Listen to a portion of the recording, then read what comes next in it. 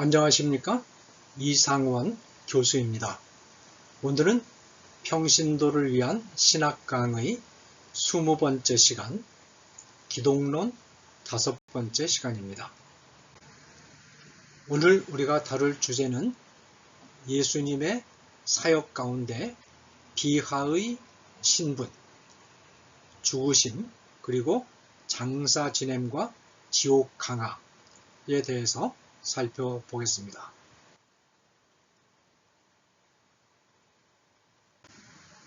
먼저 비하의 신분 네 번째 단계인 죽으심에 대해서, 그리스도의 비하는 죽음에 이르러 정점에 달합니다. 빌립보서 2장 7절 8절에 자기를 비워 십자가에 죽으심이라 라고 되어 있죠.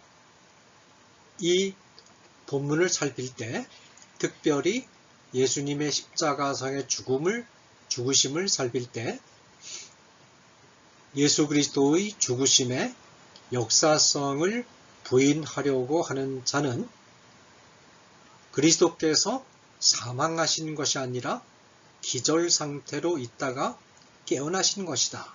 그렇게 이 사건을, 예수 그리스도의 죽으심을 폄하합니다. 과연 이 폄하가 올바른 것인지 살펴보도록 하겠습니다. 첫째로 요한복음 19장 34절에 보면 군인이 예수님의 옆구리를 찔렀을 때 피와 물이 나왔다 라고 되어 있는데, 이 사실은 예수님의 죽음의 확실성을 보여줍니다. 살아있는 사람을 찌르면 피만 나오고, 죽은 사람을 찌르면 피와 물이 함께 나오는 것은 의학적인 사실입니다. 둘째로 예수님이 기절하신 것이 사실이라 해도 손, 발, 옆구리에 못과 창의 상처가 그대로 있고 기진할 대로 기진한 몸으로 무덤의 무거운 돌을 굴리고 나온다는 것은 말이 되지 않습니다.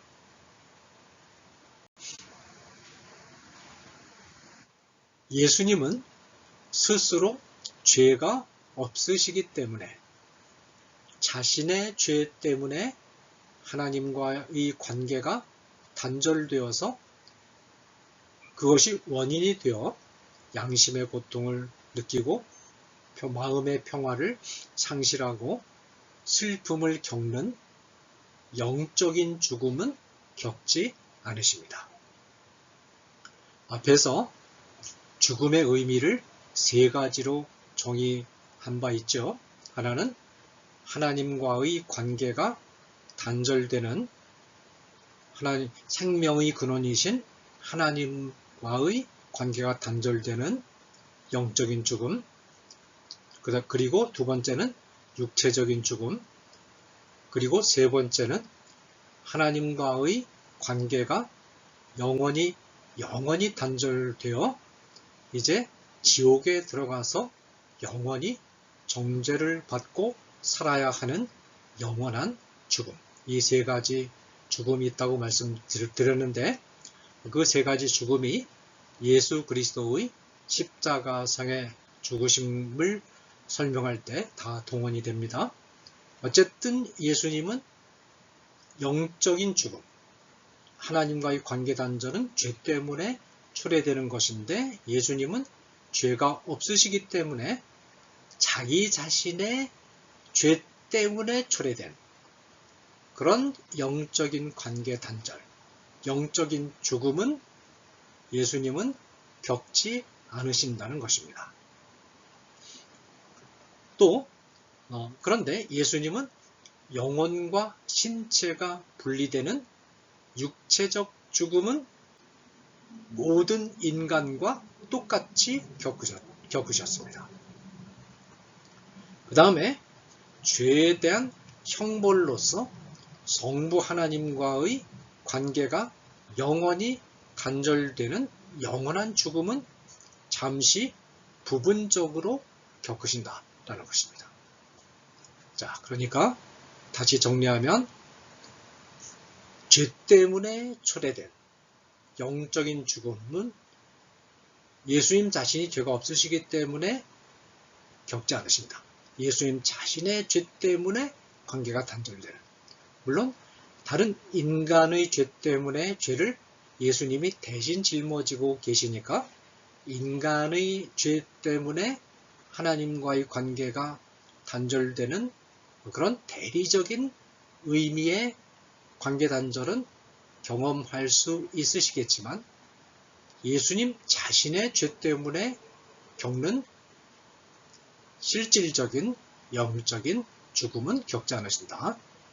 그렇지만 인간이 되신 성육신하신 예수님은 육체적 죽음, 육체적 허약함은 모든 인간과 똑같이 겪으신다.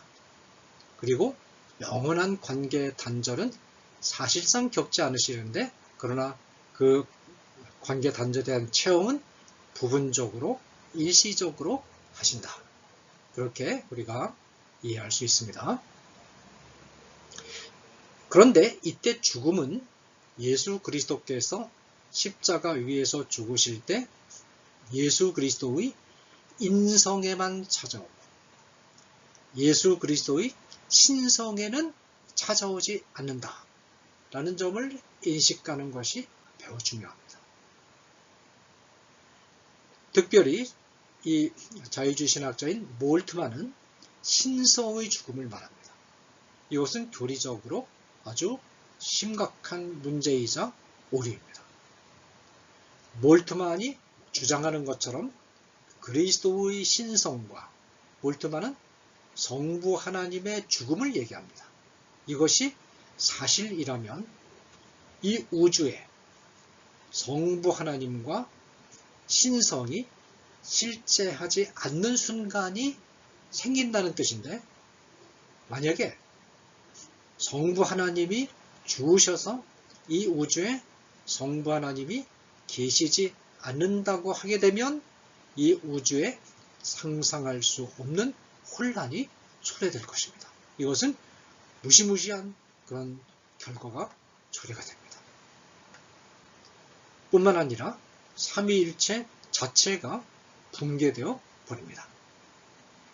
따라서 이 예수 그리스도의 죽음은 몰트만처럼 신성의 죽음을 말할 수 없고 신성의 죽음이라는 말 자체가 성립되지 않습니다. 죽을 수 있는 성질은 신성일 수가 없습니다. 죽을 수 있는 분은 하나님일 수가 없습니다. 하나님은 죽으실 수 없다라는 것입니다. 영원성. 그죠? 자, 그런데 예수님의 죽음이 이제 대속의 죽음이 되기 위해서는 두 가지 조건이 충족되어야겠습니다. 첫째로 합법적인 재판 과정을 통해서 재판을 받아야만 했습니다. 당시 로마 법정은 세계 최고의 재판권을 가진 법정이었습니다.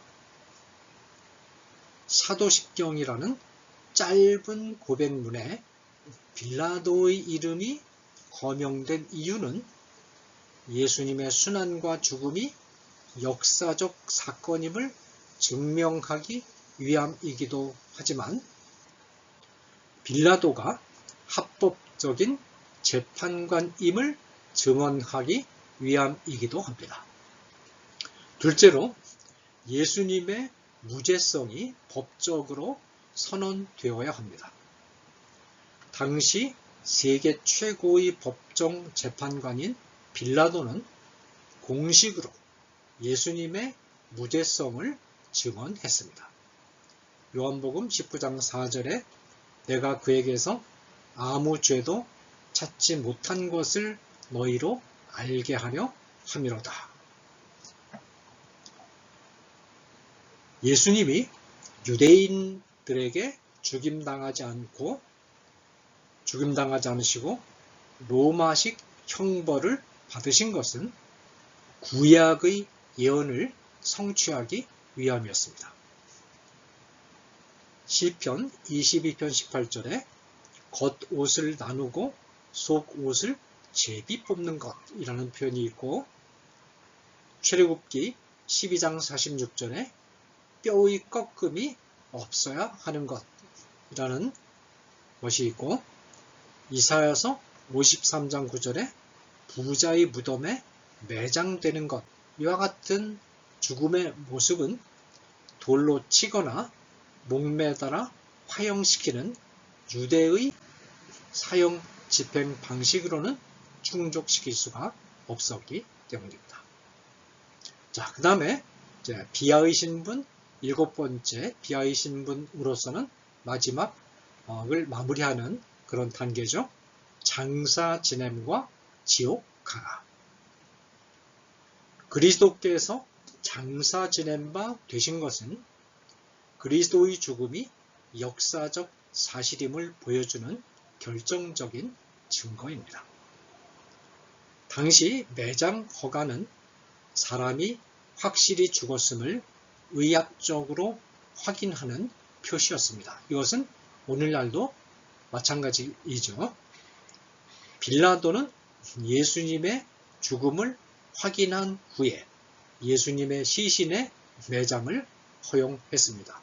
마가복음 15장 44절, 45절. 사도신경은 굉장히 압축된 아주 핵심만 모은 그런 짧은 문서입니다. 이 짧은 문서에 사실은 예수님의 십자가상의 죽으심만으로 충분할 텐데, 특별히 장사 지냄을 추가한 것은 예수님의 죽으심이 역사적으로 확실해야만, 의문의 여지가 없어야만 예수님의 부활이 역사적으로 의문의 여지가 없이 일어난 기적의 사건이라는 사실이 확립될 수 있기 때문이고, 예수님의 성육신, 순환, 죽으심, 부활, 나아가서 승천, 순기로까지 연결되죠. 특별히 예수님의 고난과 죽으심과 부활은 구속사건의 핵심으로서 이 사건들의 어떤 의심이나 의혹도 없이 확실해야 되기 때문에 이것이 구원사건의 중심이기 때문에 그 확실성을 보장하기 위해서 그 짧은 사도신경 문서에 예수님의 죽으심뿐만 아니라 장사 지냄까지 추가했던 것입니다. 대부분의 사도신경 사본들은 장사 지냄으로 그리스도의 비하의 신분을 마무리하는 반면에 서방에서 사용된 일부 사본에 지옥으로 내려가셨다는 표현이 첨가되어서 예수님의 시신이 무덤에 들어가 있었던 3일 동안 예수님의 영이 지옥에 내려가셨다는 오해가 초래되었습니다. 그렇지만 이 주장은 성경 본문을 오해한 데서 비롯되었습니다. 우선 이 주장은 에베소서 4장 9절에 땅 아래 낮은 곳으로 내리셨다라는 구절에 땅 아래 낮은 곳을 지옥으로 잘못 해석하고 있습니다. 그런데 이 에베소서 4장 9절에 땅 아래 낮은 곳이라는 말은 땅은 곧 낮은 곳이다, 그런 뜻입니다. 땅, 곧 아래 낮은 곳, 하늘 아래 낮은 곳. 그래서 땅과 아래 낮은 곳은 동등한 위치에 있는 동의어입니다, 사실은. 그러니까 이 말은 하늘과 대조되는 지상의 세계를 뜻합니다. 따라서 본문은 예수님이 하늘로부터 세상에 오셨다라는 그런 뜻이지 지옥으로 내려가셨다는 뜻이 결코 아닙니다. 또 이 주장은 예수님이 지옥에 내려가셨다는 주장은 베드로전서 3장 19절에 있는 그가 또한 영으로 가서 옥에 있는 영들에게 선포하시니라 라는 구절을 근거로 해서 예수님이 3일 동안 지옥에 가셔서 전도하셨다는 주장을 전개했습니다. 그러나 20절은 지옥에 있는 영들이 노아 시대에 회개하고 돌아서지 않아서 지옥에 와 있는 자들임을 분명히 합니다. 그러니까 옥에 있는 영들이라는 표현은 노아 시대에 살던 사람들이 노아 시대에 전달되는 복음을 받아들이지 않아서 지금 현재 지옥에 와 있는 자들이라는 뜻입니다.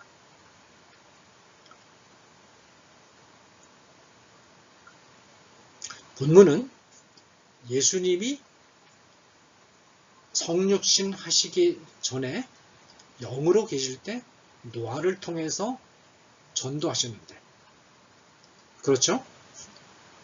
성육신 하시기 전의 예수님은 선지하시는 그리스도인데, 선지하시는 그리스도는 영으로 존재하십니다.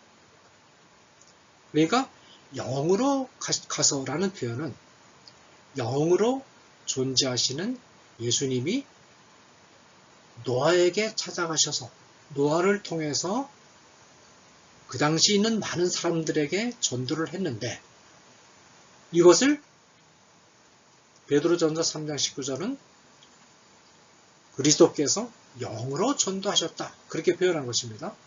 그런데 이 전도를 노아 시대 사람들이 듣지 않았습니다. 그래가지고 노아 시대 사람들이 노아의 가족을 빼놓고 전부 어디 와 있느냐 하면 지옥에 와 있다는 것입니다. 그런 말을 하고 있는 것이지, 예수님이 영으로 직접 3일 동안 신체가, 예수님의 몸이 무덤에 안치되어 있는 3일 동안 몸으로부터 분리된 예수님의 영이 지옥으로 내려가셔서 그 시간 동안 전도하셨다 라는 그런 뜻으로 해석해서는 안 된다라는 것입니다. 또 이 주장은 베드로전서 4장 6절에 있는 죽은 자들에게도 복음이 전파되었다는 구절을 예수님의 지옥 전도의 근거로 제시합니다. 그러나 이 본문은 죽은 자들이 현세 안에 살아 있었을 동안에 이들에게도 현세 안에서 복음이 전파되었다는 뜻입니다. 복음 전파는 현세에 사는 동안에 이루어지고, 일단 현세를 떠나면 내세에서는 복음 전도는 더 이상 없습니다. 그것이 성경의 가르침입니다. 다음 구절이 이것을 분명히 합니다. 베드로전서 4장 6절 하반절이 이 점을 분명히 합니다. 이는 즉 복음 전파는 육체로는, 즉 육체가 살아있는 동안에는, 즉 현세 안에 있는 동안에는, 그런 뜻이죠. 육체로는 사람이 심판을 받으나 죄에 대한 형벌로서 육체적 죽음을 피할 수 없지만, 즉 예수님을 믿어도 육체적 죽음을 피하지 못하죠. 그렇지만 영으로는 하나님을 따라 살게 함이니라. 즉 복음을 받아들이면 영이 중생하여 영생에 참여하기 시작합니다. 요약을 하면 현세 안에서 복음이 전파되고, 전파된 복음을 받아들이면, 전파된 복음을 받아들인다 하더라도 육체적 죽음이라는 형벌은 피할 수 없습니다. 그죠? 예수님을 믿었다 하더라도 육체적 죽음은 모두 피할 수 없습니다. 그렇지만 영으로는 살아난다. 예수 그리스도를 영접하면 성령께서 속사람 속에 들어오셔서 허물과 죄로 죽었던 영혼을 살려내죠. 영혼을 영원히 살려냅니다. 그 이야기를 베드로전서 4장 6절은 하고 있는 겁니다. 따라서 베드로전서 4장 6절을 예수님의 지옥 강화의 근거 본문으로 해석하는 것은 아주 잘못된 해석이다 라는 것입니다. 감사합니다.